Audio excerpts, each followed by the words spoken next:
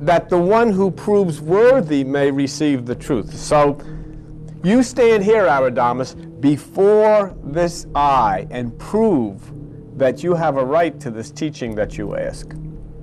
What is that saying? It's saying you come to meditation and you sit before the all-seeing eye, which is here, and prove to who? To the light, that you're entitled to receive this. Most people do not. You have come before the great all-seeing eye when you come inside of yourself and submit yourself to that eye in meditation.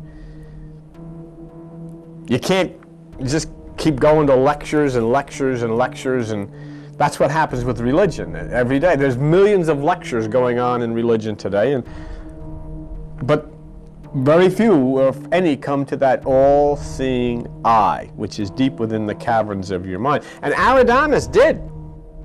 And we'll see that on overhead 233. Aradamus did. Look what it says.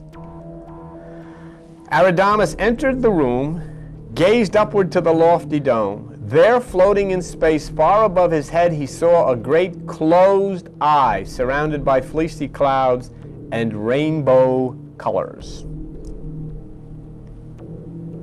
Do you have on the very first page is a picture of a supernova? Let's look at that. He saw a great closed eye surrounded by fleecy clouds and rainbow colors. And here is the eye in the sky now. Charles, maybe you could just hit the zoom and let it go as far as it'll go until it stops. Okay.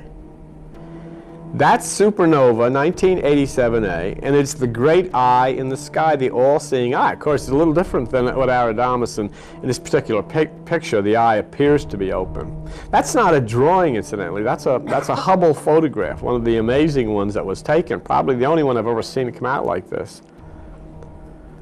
But that's supernova. DNA's coming out of this thing. Life-giving elements are coming out of this thing.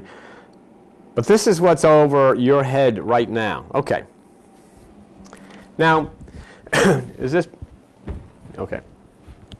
So anyhow, he looks up and he sees that the eye is closed. And Aradamus, gazing long upon the wonderful sight, for he knew it was the eye of Horus, the all-seeing eye of the gods. Isn't that interesting? The all-seeing eye of the gods. And we have one in the sky looking down upon the earth right now. And all the scientists know about it. The only ones that don't know about it are religious people. They have no idea. The all-seeing eye of Horus, I wouldn't look at that. I'm a Christian. Okay, how about the single eye of Jesus or the pineal of Jacob? Oh, well, I don't know.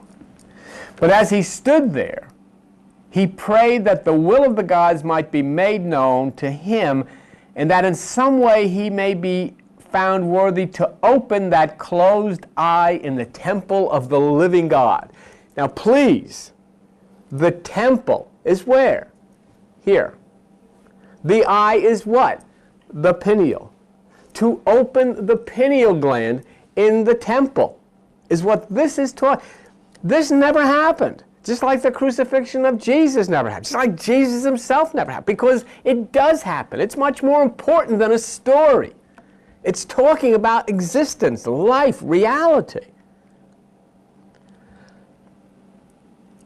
As he stood there gazing upward, you're meditating, the eyelids suddenly flickered.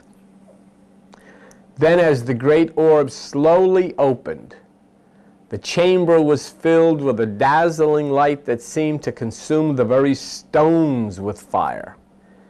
Aradamus staggered. It seemed as though every atom of his being was scorched by the effulgence of that blinding glow. He instinctively closed his eyes, and now he feared to open them, for in that blaze of splendor, it seemed that only blindness would follow his action. That's meditation, where you totally subdue and close yourself off, and then little by little a strange feeling of peace and calm descended, and he at length dared to open his eyes, only to find that the glare was gone. The entire chamber was bathed in a soft, wondrous glow from the mighty eye in the ceiling. So when the eye had opened and was doing its work, he